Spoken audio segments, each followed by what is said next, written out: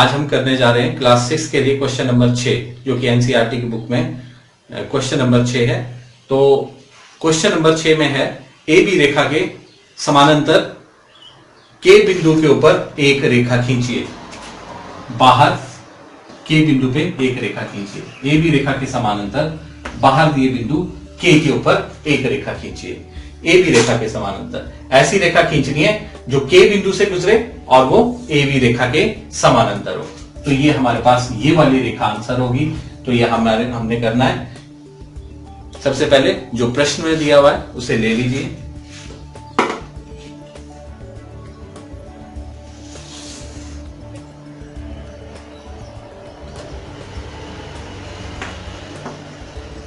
पिछले वीडियो में जो हमने मेथड यूज किया था उसमें हमने ध्यान रखा था कि हमने जो बिंदु लिया था वो लगभग सेंटर में लिया था। अगर सेंटर में कोई बिंदु हो तो वहां से हम लंब गिराकर उसकी हाइट नाप सकते हैं और दोनों तरफ उसको मार्क करके आप समानांतर रेखा ले सकते हैं। ये वाला क्वेश्चन उससे इजी क्वेश्चन है, आसानी से बहुत जल्दी बन जाता है। तो हमारे पास जो जो चीज दी हुई है, अगर ये थोड़ा सा साइड में हो तो हमारे पास, अगर वो चाप दूसरी साइड से बाहर निकल रही है तो हमारे पास दूसरा मेथड है जिसको हम यूज करते हैं। वैसे ये 3 तरह के मेथड है, एक सेट स्क्वायर वाला मेथड भी है, उसको भी आने वाले टाइम में हम करेंगे। तो ये हमारे पास प्रकार लीजिए, ए बी रेखा के बाहर के बिंदु दिया हुआ है। तो हमने अपनी मर्जी से एल बिंदु ले लेना है। आप चाहे तो ले भी सकते हैं, नहीं चाहे तो ए बिंदु से भी काम चलाया जा सकता है, पर हमने ले लिया है तो हम कोशिश करेंगे बुक के अकॉर्डिंग ही चल रहे हैं। एल से के तक प्रकार खोल के ये चाप लगा दिए। एल के बाद आता है बिंदु एम।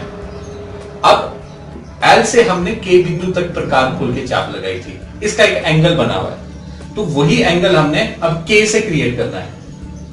के से एल तक प्रकार खोलनी है, उतनी ही प्रकार, क्योंकि एल से के तक खोली तो के से ए तक भी उतना ही होगा। सेम है, के से एल और एल से के तक सेम है।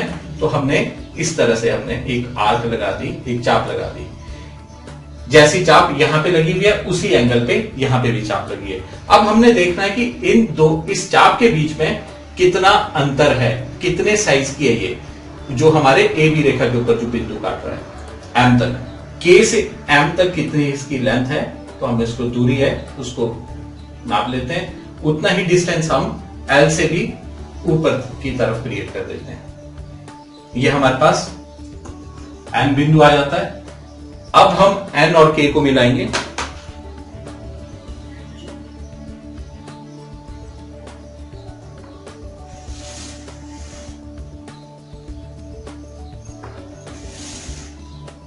एन और के को मिलाए, ये हमारी उत्तर की रेखा थी।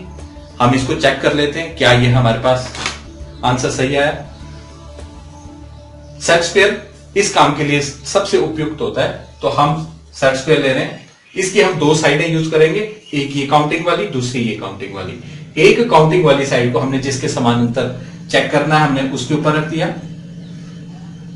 और दूसरी साइड 1 2 3 करके काउंटिंग लिखी हुई है, तो इस साइड हमने स्केल रख देना है। स्केल को इसके साथ बिल्कुल सटा के रख दीजिए। अब आपका स्केल नहीं हिलना चाहिए। अब क्या करना है, सेट स्क्वायर उठा देनी है और के बिंदु तक ले जानी है, और फिर दोबारा से इसी के साथ सटा के रखना है। स्केल नहीं हिला इस बीच में।